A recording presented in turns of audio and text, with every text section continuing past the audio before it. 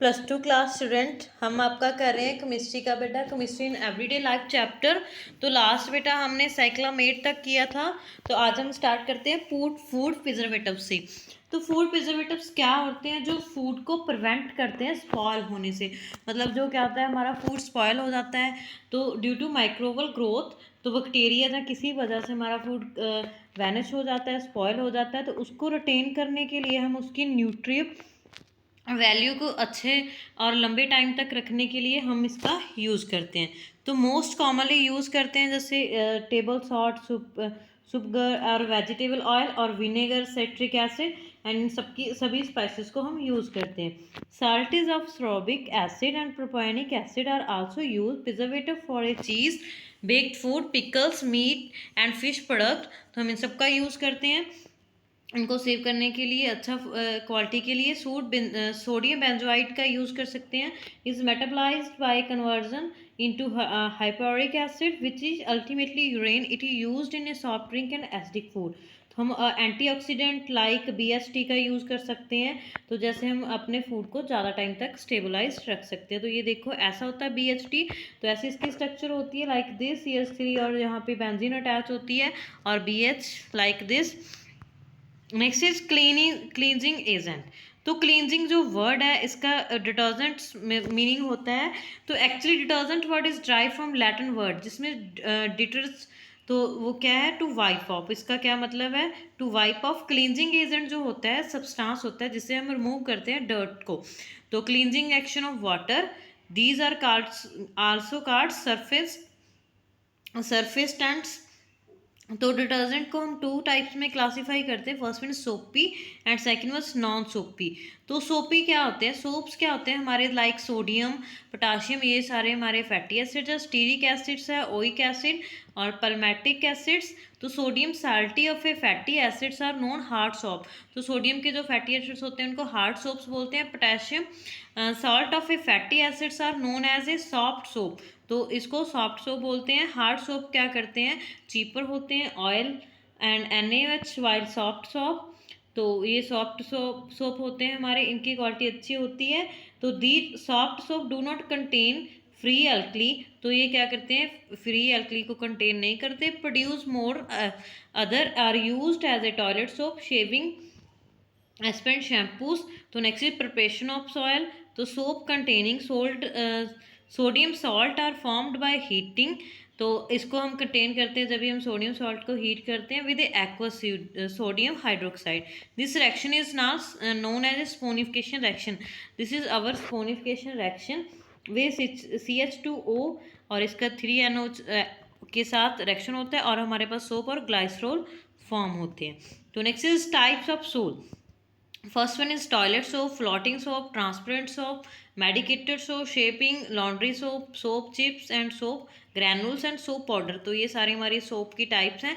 तो toilet soap क्या होती है? जो प्रिपेयर होती है great better grade of fat oil से, केयर जो हमारी स्किन के लिए होती है, एक्सेस एल्कली होती है, कलर परफ्यूम ऐड किए जाते हैं इसमें, इसको मोर अट्रैक्टिव बनाने के लिए। फ्लोटिंग सोप, तो इसको beating टिनी bubbles into the product before it hardens. तो ट्रांसपेरेंट जो सोप होती है इसको डिजोल्व किया जाता है इथेनॉल में, देन एवेपोरेट किया जाता है एक्सटेंट ऑफ सॉल्वेंट को।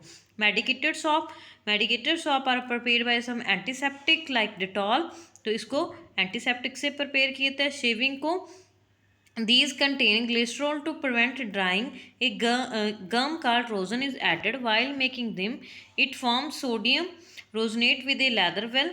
लॉन्ड्री सोप क्या होती है हमारी? जिसको हम सिलिकेट, बोरेक्स एंड ये सारी मतलब हमारी लॉन्ड्री सोप्स होती है। सोप चिप्स, तो ये running in a thin sheet. Melted soap will cool slender and scraping off the soap in small broken piece. तो सोप ग्रैनुल्स क्या होते हैं? ये ड्राई मेंच्योर सोप बबल्स होते हैं हमारे। Soap powder, these contain scouring agent such as powder, pumice. तो ये सारे एजेंट्स इसमें होते हैं। तो next is disadvantage of soap. तो सोप्स के डिसएडवांटेज क्या है? इसको 100% बायोडिग्रेडेबल है ये, और इसको क्या कर सकते हैं? कम्प्लीटली ऑक्सीडाइज हो जाती है CO2 के साथ, जिसका रिजल्ट है ये पोल्यूशन को it does not create any pollution problem. तो इसके 2 एडवांटेज है, disadvantage. Soap cannot be use in hard water, तो हार्ड वाटर में इसको यूज़ नहीं कर सकते हम।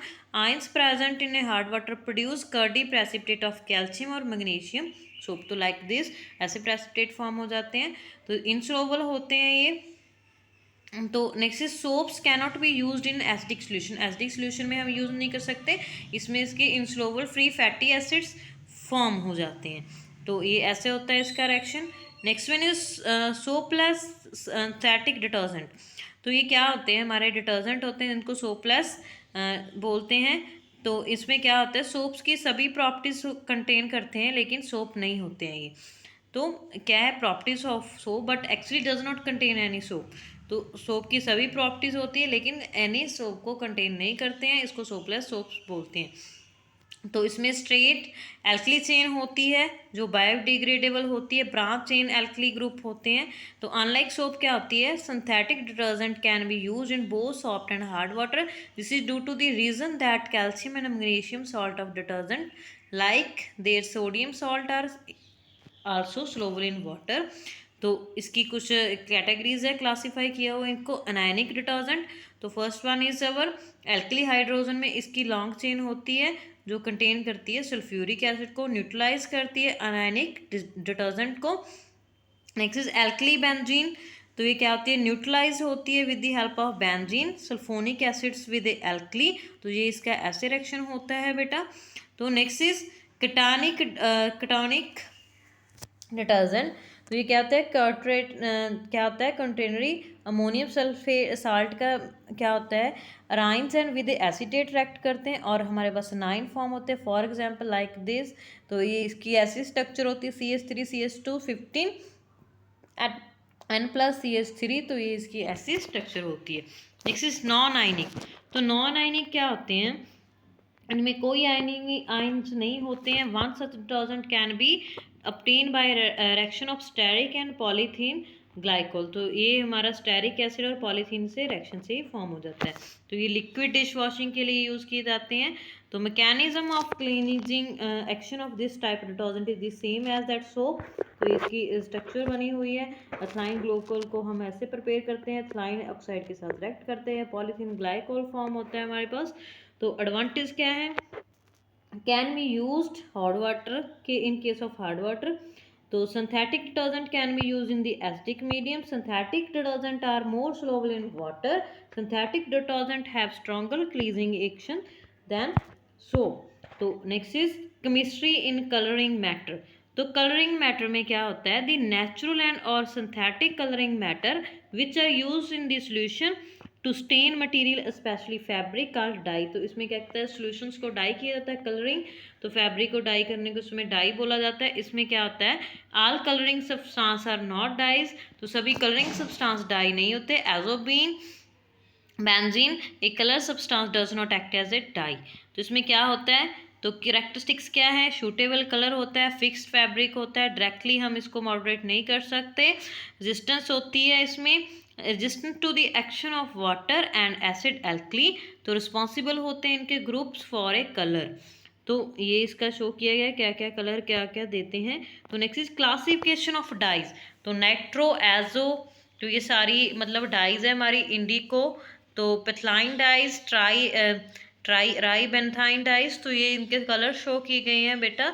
तो ये पिक्रिक एसिड और येलो कलर ऐसे शो करता है, एजोडाई बिस्मिक ब्राउन मिथाइल ऑरेंज की मतलब होते हैं, मतलब ये इनमें मिक्स होते हैं, ये सारे ऐसे कलर्स शो करते हैं। Next is classification of dyes on the basis of application, तो डायरेक्ट डाइज, एसिड डाई, तो इनकी क्लासिफिकेशन है। डायरेक्ट डाइज क्या होती है, these dyes apply to directly to fabric, तो ये डायरेक्टली फैब्रिक को अप्लाई कर देती हैं और कोई भी इसमें एच बॉन्डिंग नहीं की ज़रूरत नहीं पड़ती। कॉटन रेयन को ऐसे डाई किया जाता है इस मेथड से, एसिड डाई, तो these are water soluble and contain poor acidic groups, तो क्या करते हैं, समटाइम हम दुपट्टा वगैरह डाई कराते हैं तो क्या होता है उसके ऊपर ये एसिड डाइज यूज़ की जाती है। बेसिक डाई ये बेसिक ग्रुप को कंटेन करती हैं, जैसे बटर जेलो, मजेंटा, एनालाइन, तो येलो, ये सारे कलर बेसिक डाइज होते हैं। Water dyes being water insoluble, these cannot apply directly, इनको डायरेक्टली अप्लाई नहीं कर सकते, फर्स्ट इसको रिड्यूस किया जाता है कलरलेस, देन रिड्यूसिंग एजेंट डाला जाता है लार्ज वर्ड्स एंड अप्लाई किया जाता है फैब्रिक पे, फिर फर्दर ऑक्सीडाइज होता है और एक्सपोज होता है एयर में, तो इसको इंडिगोन और टायरल पर्पल डाइज बोलते हैं। Next is modern dyes, these are applied with the help of binding material, तो लाइक इसको मॉडर्न बोलते हैं। जैसे इससे हम एग्जांपल ले सकते हैं, हमारे कुछ डिफरेंट कलर हम चाहते हैं तो उसके लिए इस डाई का यूज़ किया जाता है। नेक्स्ट इज इनग्रेन डाइज, तो इनका सिंथेसाइज किया जाता है directly on fabric, these are water insoluble and particularly suitable for cotton fibre, azo dyes belong to this group of dye. तो next is chemistry in cosmetic, तो हम बहुत सारी चीज़ें यूज़ करते हैं कॉस्मेटिक में, परफ्यूम, लिपस्टिक्स, क्रीम्स, तो ये कैसे इसमें यूज़ करते हैं। फर्स्ट वन इज क्रीम्स, तो क्रीम क्या होती है, दीज आर दी स्टेबल अमल्शंस, तो ये स्टेबल अमल्शन होती है ऑयल और फैट की जो वाटर को कंटेन करती हैं, तो इसको में टू फंडामेंटल कंपोनेंट्स होते हैं। नेक्स्ट इज परफ्यूम, परफ्यूम क्या होते हैं, प्लेजेंट ऑर्डर होता है जिसमें आपको जैसे मेन इंग्रेडिएंट होते हैं हमारे इथेनॉल, फिक्सेट, सैंडलवुड ऑयल, बेंजोनाइल ग्लिसराइल्स, ये हमारे मतलब ऑर्डर प्रोड्यूसिंग सब्सटेंस है। तो नेक्स्ट इज टैल्कम पाउडर, तो ये आप यूज़ करते हो, ये जब भी हमारी जो आप पाउडर वगैरह यूज़ करते हो तो जैसे हमारे स्किन पे इरिटेशन हो जाती है, समटाइम खुजली हो जाती है, तो उसके लिए हम इसका यूज़ करते हैं। नेक्स्ट इज ड्यूड्रेंट, तो ये एज ए हम मास्क बॉडी पे अप्लाई करते हैं। दीज पोजेज एंटीबैक्टीरियल प्रॉपर्टीज़, तो इनमें एंटीबैक्टीरियल प्रॉपर्टीज़ होती हैं। तो ये सारा हम आपका ये चैप्टर कंप्लीट हो चुका है बेटा आपका। नेक्स्ट इज रॉकलैंड प्रोपेलेंट्स, जैसे तो ये क्या होते हैं, लास्ट टॉपिक इस चैप्टर का। तो ये क्या होते हैं हमारे, that is substance, rockets are called rocket propellant, these are combination of oxidiser and fuel, तो ये कॉम्बिनेशन होते हैं ऑक्सीडाइजर एंड फ्यूल का, तो ये रॉकेट्स में यूज़ किए जाते हैं। तो बच्चे ये चैप्टर आपका कंप्लीट हो चुका है, ये चैप्टर आपने यहाँ तक अच्छे से करना है। Thank you.